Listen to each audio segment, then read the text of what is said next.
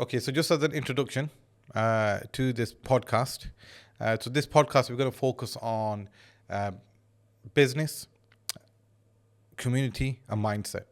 So what we want to do is we want to speak on this podcast about people who run a business, have a business, trying to grow a business, whether they're new startups, whether they're successful entrepreneurs, whatever they are, stage up business, whether they're thinking of setting up a business. We bring in people, whether it's our personal experiences of setting up businesses and doing business with other businesses, or we bring in people that's going to give guidance, give insight to their experience of businesses. Those people could be successful entrepreneurs, people who've established themselves really well in business, or it could be people who are actually starting up a business and they can share that what difficulties they're finding in setting up a business and the challenges that they face, and then maybe we can get those challenges and try to provide solutions ourselves or get viewers to provide solutions. Whatever it is, it's a community. So we're trying to build this community in business, in the community itself, and in the mindset of people as well. So that's what we want to do and achieve in this podcast. So we're thinking of calling it Community Connect, but that's up for evolution. So let's see how that goes. So that's what I want to achieve out of this podcast, is that people at whatever stage that they are in business, they benefit from watching this. We don't want this to be a glory and might where we're just talking about how people have earned millions. That's only 1% of people that are going to benefit from that. It's nice to know, but it doesn't relate to most people.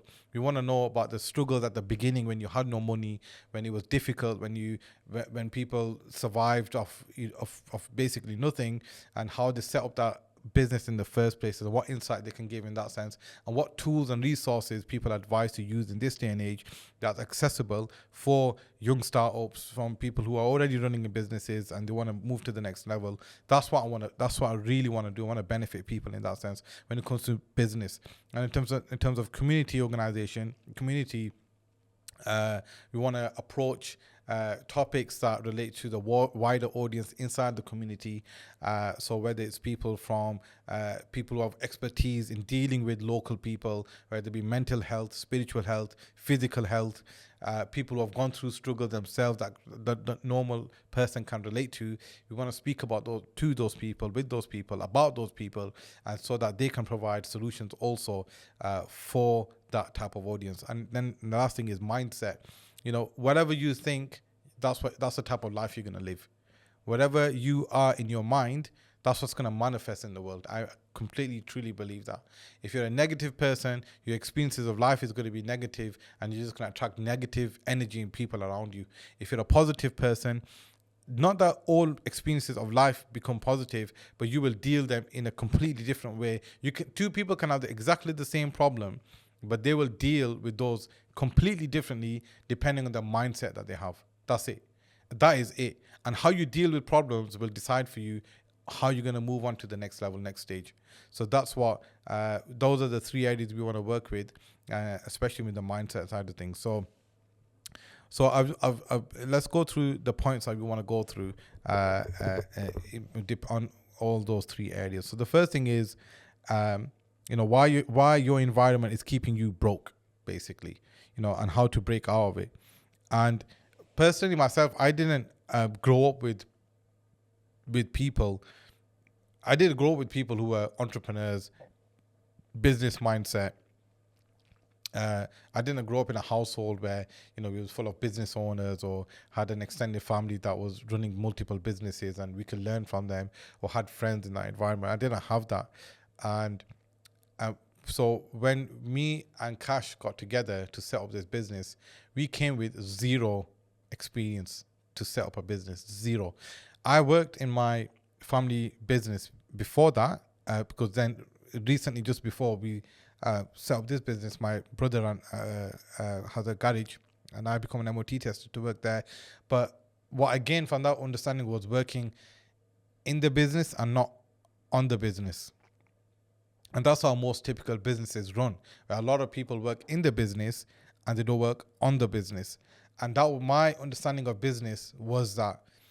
And so when we set up this business, that was the only experience I had, is working in the business. So owning your own job. That's the only understanding I had of business. And I thought the better you are at your job, the better your business is going to be. And how wrong was I? We came to a realization that you could be really good at your job, but if people don't know you exist, then it doesn't really matter. It's not going to hit. Yes, your friends and your family may know about you, but in life, they're not always your biggest supporters in what you do. So, and they may not understand what you do either. So, the first thing was to try to somehow surround ourselves with people that were business minded. And in our area, that was not a lot of people. And the thing with me was, even though I knew a lot of people who ran a business, I did not feel satisfied by when I saw them, how they run their business. And I knew it can't be that. Like, so running around like hell's chicken, they're doing everything. And I just knew that that's not a proper way to run a business. That's the minimum I knew, that, it can't be like that. I always believed in, even though I never studied it or learned about it, I always believed that business should be automated. Business should give you freedom. And that's my perception of it. And if it doesn't, and then it's not serving its purpose of why you have a business. What's the purpose of why? And for me, business should give you freedom. That's what it should at least give you, the ability to do what you want. And that is true freedom. And that is true wealth in my definition. So that's why environment for me was important, because you can be in an environment of people who own businesses and they just kind of really still hellish chickens. But if you're in an environment of people who know how to run a business properly, then you will see, that impact in you as well. The way you find, first of all, you have to get out your comfort zone. That is the first thing. A lot of creative people, I think we sometimes think that, I mean, it's such a good question, because I still feel like as if I'm still figuring that one out. But first of all, is getting out your comfort zone, believing that you belong in spaces that you go, and not being comfortable with the uncomfortable.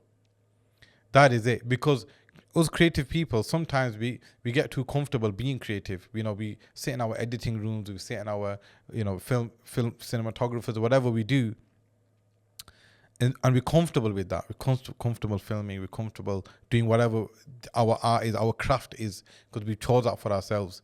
But we might not be comfortable going out, networking, speaking to people, going out for meals, because we want instant gratification sometimes. It's like we might go to a networking event and think, oh, well, I didn't win no clients today. What was the point of that? Nobody asked me about. I didn't get any leads. I didn't get any inquiries. And we may take that as a loss. But we try to be in sales mode. And we're not trying to build enough relationships. And I know it's long and arduous, and we think, oh man, I could have edited a promo in this time. I could have created content in this much time, because we almost get instant gratification in our own work, because we can see the results of it quite quickly in that sense. But then we go to a networking event and we think, oh, we didn't get any inquiries, we didn't get no leads. And we just think, what a waste of time. And we start feeling uncomfortable with that. We start feeling uncomfortable with making new relationships, making new friends, new environments, new people. And it takes out a lot of energy out of you. For me, it does. It still does. However, you have to get used to that. You have to put yourself in an environment of people that that aren't like you.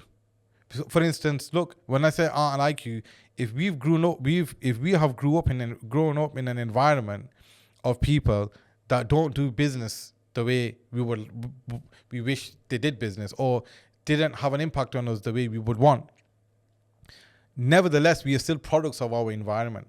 We are still of that ilk. We are still of that environment.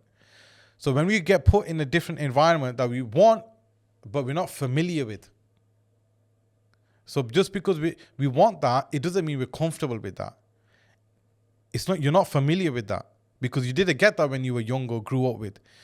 So when you do naturally sit in those environments, you will be uncomfortable because you're talking to people. You have to speak in a different way.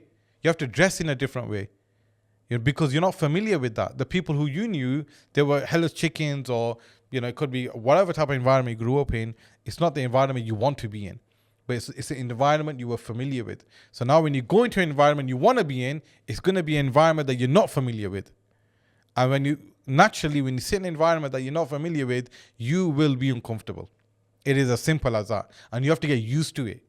You have to get used to hearing things from people that you're not comfortable with. It could be religiously incorrect. It could be spiritually incorrect. It could be, whatever it is, it might conflict with your principles, but you got to get used to dealing with that. You got to get used to processing that. That's what growth is. And I was speaking about that today, that growth is not, oh, I've been through a lot. Yeah, everybody's been through a lot. Everybody's got a story to tell. But at the end of the day, it's about whatever you've been through in your life, how has that expanded your horizon? How has that expanded your mentality? Because if you've been through hell and back and you still think the same, or if that's narrowed your mindset, then you've just been through hell and back for no reason at all. You have to, whatever you go through in life, just because you've been through it, it doesn't mean you've grown out of it. Honestly, I've realized that. I thought whatever people have been through, then they naturally grow. No. Some people, they go through a lot, but they've still not grown out of it. They've not used that experience to grow. They're not processed it properly. So when you sit in these environments, it is going to be uncomfortable, but that's growth. That's when you hear people talk. And once you go there, we don't have to be impressive. And another point is that when you go to these environments, you do not have to be an impressive individual. Honestly, you just have to learn how to listen to people. Like, that's the first thing. You just have to learn how to listen to people. And what I love about going into new environments is that you can be a version of you that you've never seen before. So for instance, if I want to just start listening to people, one thing I heard on the Diary of a CEO, he's interviewing that guy from Shark Tank. What's his name now? Guy with the bald. I forgot his name. Yeah. So somebody said to him, he's like a CEO, somebody said to him, you need to listen. You speak 2/3 of the times and you listen 1/3 of the time. And meaning you talk too much. So why don't you try to listen 2/3 of the times and speak 1/3 of the time? So, and he's like, wow. And you found that amazing. So, and if you want to practice something like that in your life and you feel like as if you're in an environment that's hard for you to make that switch, go to a networking event. Book yourself in a place where you're going to go there and you're just going to practice this new version of you, because no one's got expectations. Like if I try to practice that with my friends, I get told, well, how come you're quiet today, man? Something wrong? Something on your mind? Something stressed? No, I'm just trying to grow. I'm trying to bring out a new version of myself. But then your friends and your family or the people that you're normally around with, they may not recognize, they may not interpret it like that. Then you go back to your old self, start talking and say, I really didn't want to talk too much today. But you can go to a new environment and be a different you want to try dressing differently. Once I wore a suit. I do wear a suit, but I wore obviously, my friends might watch this, but once I wore a blazer, I just come out with a blazer and a t-shirt. And we go every Wednesdays, we go out with the lads to eat. It's just 2-3 of us. And I turned up in a blazer. And they were like, bro. They were like, why are you come out in a blazer for? We're only going to the, what we call, pretty place. Uncles, why you come out in a blazer for? And I was like, look, sometimes you got to dress differently. But, okay, I could do that with my friends and it was uncomfortable, but I didn't really care at that point. But you may not feel the same. You might think, what? How would it feel like to wear, just not a suit, okay, or a 3-piece suit might be killing it, overkill, but just a blazer, t-shirt, dress smart, dress differently. And it might be too much friction to dress like that with your friends and family. So you might just think, let me book on it, because when no one knows you, you can be that new version of yourself, whether it's your behavior, whether it's your dress code, whether it's something you want to talk about, or there's something you want to share or something you want to learn. And that is what's going to actually develop you. You know, that's what's gonna get used to being in those environments. Learn how to start a conversation. You go to one networking event and think, you know what? The only thing I want to do is I want to learn how to approach people that I do not know. That's the only thing I want to do. And you do that once, you realize, oh, that was crap. Oh, bloody yeah, she just blanked me, or he just blanked me. You know what I mean? You got left. Like for instance, for me, obviously there could be another point. For me, as an Asian, Pakistani Muslim, going in environments with completely where there's no Muslims there, no Pakistanis there, no Asians there, I used to find that quite hard. I did, because I've come from a full-on cultural background, and it just, stereotype, stigma, experience of life, growing up in Oldham didn't help in that sense. So when you're going in environments where you're the only, and then you might even feel like a victim, oh, they're not speaking to me because I'm Asian. It might not be the case. It might be because you look boring, you dress boring, you don't know how to start a conversation. But in my mind, oh, is it because I'm Asian? Is it because nobody wants to talk to me? Blah, blah, blah. It could be, but it might not be. And so dealing with those things, walking into an environment, a networking environment where it's like, okay, I'm the only one, I'm the one that stands out here. But you got to use that as your own strength.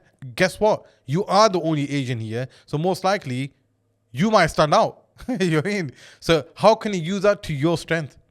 Because now, okay, people might have presupposed a lot of things about you, or whatever, there might be scam artists or whatever, stereotypical thinking, but you can now, people would want to kind of either confirm that or reassess their assessment about you.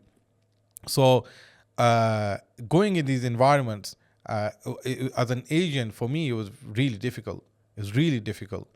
But then again, it was another opportunity to learn and practice different arts of human communication. It was, honestly. And people just like to be listened to. Like, if you just go to a network event, you don't know what to say. Just ask people questions, and people love to just talk about themselves and their own business. Yeah. You just ask question. Like, if you don't know what to do, then you can just keep asking questions. But honestly, if you go into an environment like that thinking sales, people recognize you from it. They smell that from far. And if you genuinely want to go to a place and just learn about other people, it's like once somebody said to me, we had an amazing conversation, and only thing I done was listen. It wasn't really much speaking. It wasn't much of me speaking. And that's all you got to do. You just got to have the ability to listen to people, and then they will automatically believe that you can have an amazing conversation. And that is so true. And so your environment is very important, because that's what can limit you. For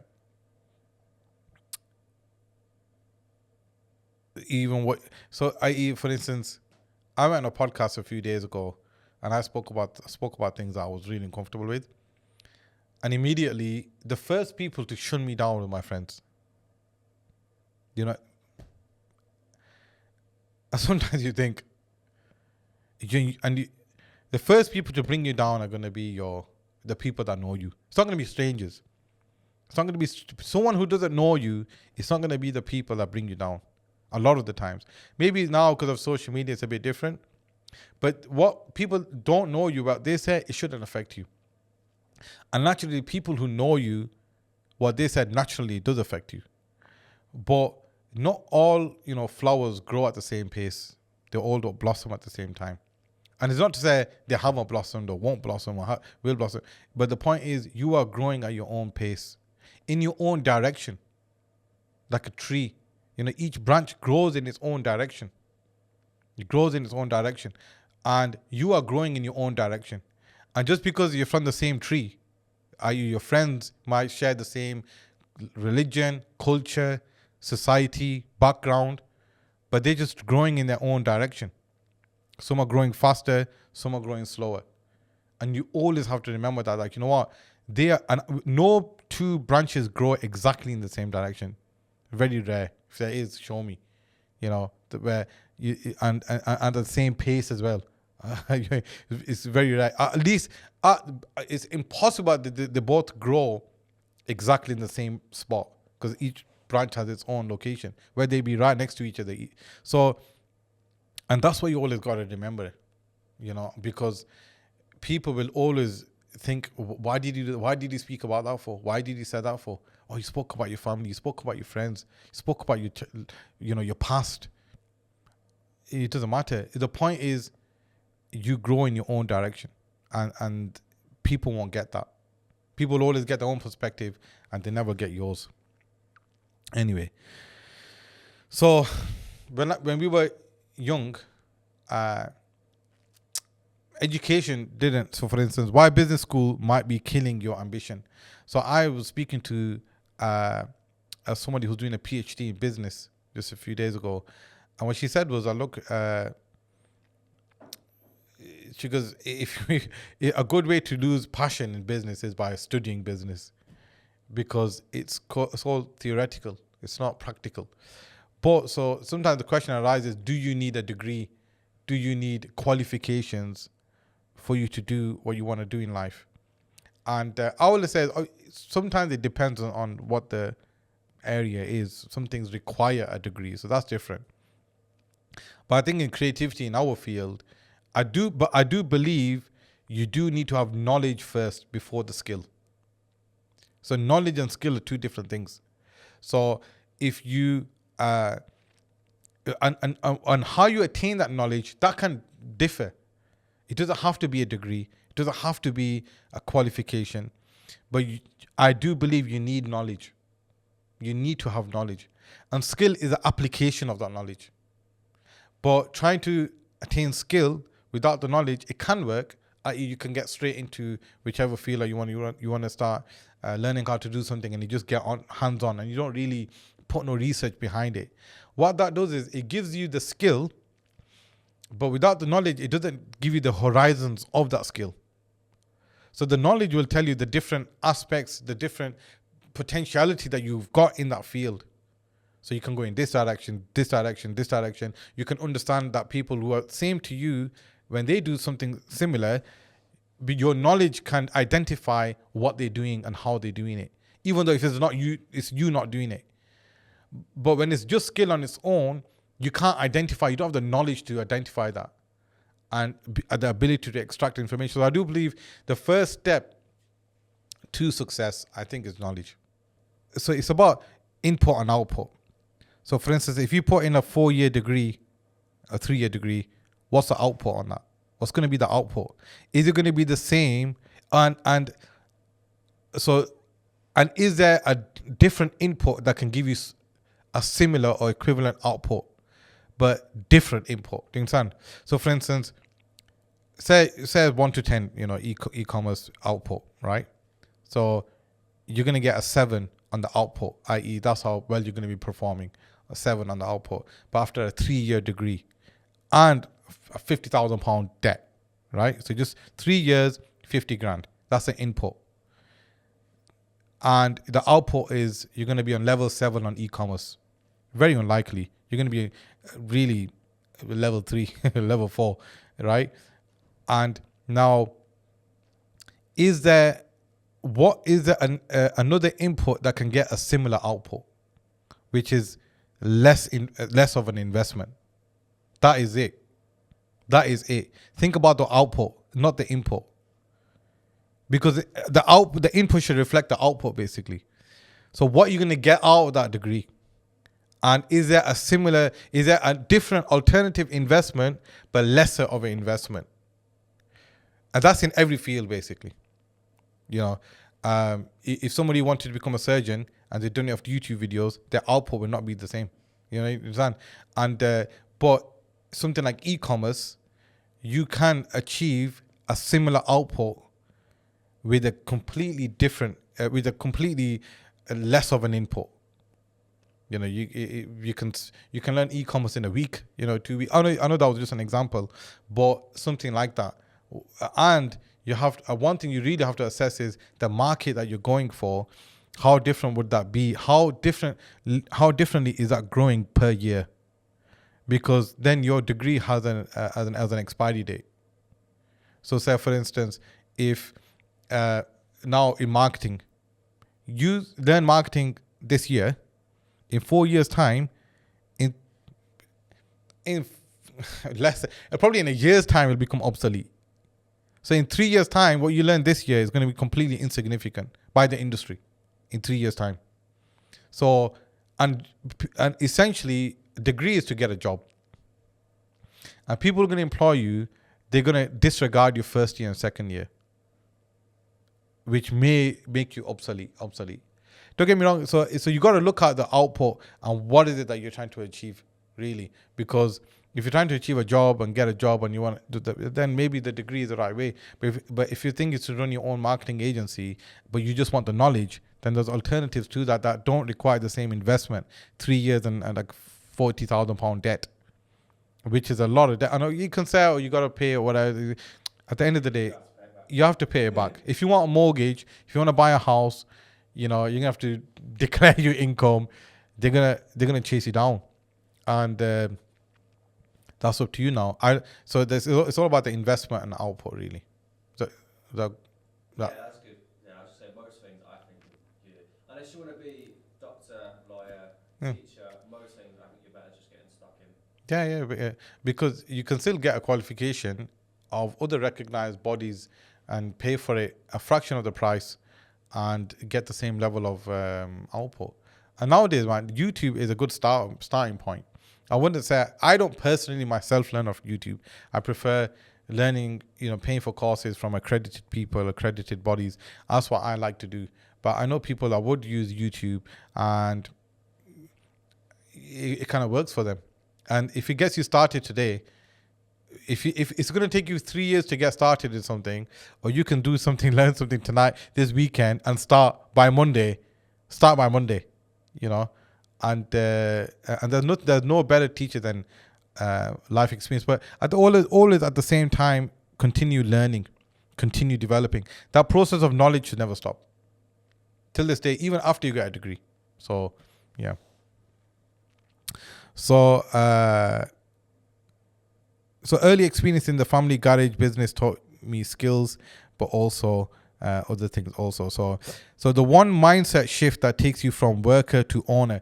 Now the one mindset shift that takes you from worker to owner is to understand that the difference between working in the business and working on the business. And one of my coaches, Nigel Botterill, he was asked once by his mentor that what's the most important thing that you want to do in your business? What's the most important thing?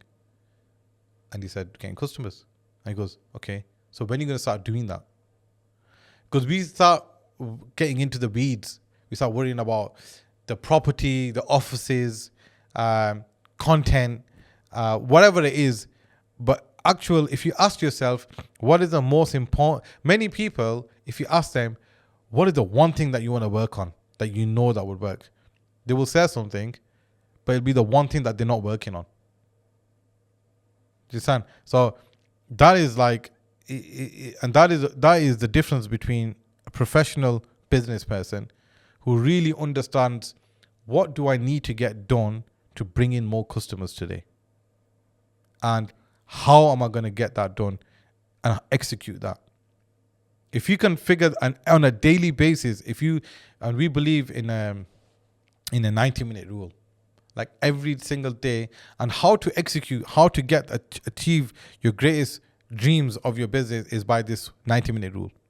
And how to do that is every single day, whichever direction you want your life going in, you want your business going in, work on that every single day for 90 minutes. And then after that, you have done the most important thing in your day. So for instance, it could be anything. It could be creating an automation that if this automation is going to win you clients. If I set this up, as soon as I get an inquiry, I'm going to get clients. Now, either it can cost you in two ways. Either one's going to cost you in time, or something's going to cost you in money. So either you can pay someone else to do it and you got it done, but that's cost you money, or you can do it yourself and it's cost you time. Either way, it's cost you something. And you get that done in 90 minutes. That is it. And in those 90 minutes, I had a sign outside my door that do not disturb unless building is on fire.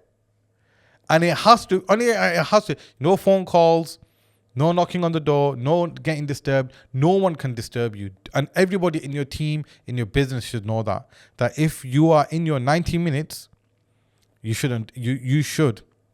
They cannot be disturbed. And personally, I believe, and I'm trying to implement this in my own business, that every team member should be having 90 minutes. So for instance, if somebody is head of social media in your business and they believe the social media channel should go in a certain direction, but they're just not getting a chance because they're dealing with all the crap of social media instead, then give them 90 minutes a day for them to work on that. Or even if it's 90 minutes a week, whatever it is. And then likewise, the business owner, the partners, everybody just grinds at their area 90 minutes a day. And I think if collectively you do that as a team, that's when you, for a long enough period of time, you reach critical mass. It'll spike. Because everybody's pushing the business forward. And it's like almost like running on a treadmill. Everybody's busy doing things, but nothing's getting done. Everybody's busy, right? But nothing's getting done. And the reason for that is because people lose a sense of direction. Yeah.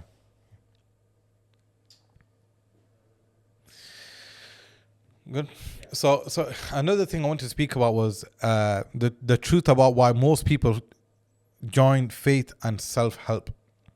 And what I mean by that is, now, obviously we're moving a bit on the community side of things now, that when people join, for instance, for me, when I joined Islamic classes and spiritual classes, a lot of people, when they look at someone join these classes, they'll think, oh, that person's kind of purified, or he's sorted his head out, or he's a good person. And they have this perception of this person because he goes to these kind of spiritual classes, religious classes. And the truth is, it's not always the case. And the reason for that is because, and I came to this realization recently, that when, for instance, I've gone through that system and joined classes, religious classes, and sat with people, spent time with people that had an amazing impact in my life. But the reason why I was there is because I was damaged. And that's when you seek out those type of environments, when you're damaged, when you know something is not right, something's wrong. And a lot of people forget that. Like, a lot of people see these people, like, they'll make assumptions of people in those circles, in those type of gatherings. And then they will think that, oh, these are good people. Everybody here is good. It's not always the case.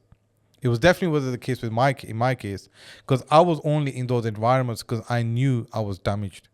Or whatever, it could have been my environment that I grew up in, the friends that I had, the things that I saw in my life, from violence to drug environments to emotionally damaging environments to certain types of trauma, to one sense as well. So the things that I've experienced in my life led to me understanding that I need to have some type of healing. But most people think, oh, if you're part of a religious environment, you're a good guy. It's not always the case. You're there because you're not so good. And I came to that realization, quite recently, that people have expectations from people from that environment because they expect them to be good. Like an accountant. See, an accountant who, for example, I'm just using it as an example, or a lawyer or something like that, who's done quite well in university, in education and academia, will think, I go to work, I earn a decent amount of money, I provide for my family. There's no harm in a quick sniff of cocaine. Or obviously, as a Muslim can't drink. So a person might think, oh, I go to a party with my friends and I have a little bit of wine here and there. It's nothing. No, it's not harmful, and they may think they're all right because why? They've got a good job and they're providing for their family and they're ticking all of the social boxes that, expectations that they have from the environment in one sense, or the expectation that they had from their university or whatever. And they think they're doing quite well, but they're not doing quite well. If they, for instance, not having any type of spiritual healing or anything like that, but mentally they think they're quite well. So they don't see themselves as damaged. That's my point. And when they go home, they don't think they need religion then, because they don't see themselves as damaged. But yet what they're going through is damaging. But what the difference is, when somebody is in an environment of drugs, illicit relationships, trauma, emotional stress, all of those things, then they start realizing that they are in a state of damage. They've been damaged. And then they look for healing. But then when they go in those environments of healing, some people have expectations from those individuals that it's not fair. It's not realistic. They've been through hell and back.